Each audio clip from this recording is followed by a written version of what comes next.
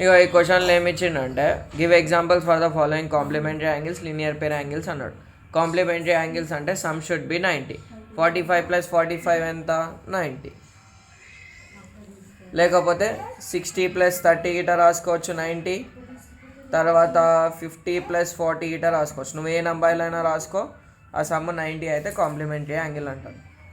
తర్వాత ఏమడిగిండు, linear pair angle కదా.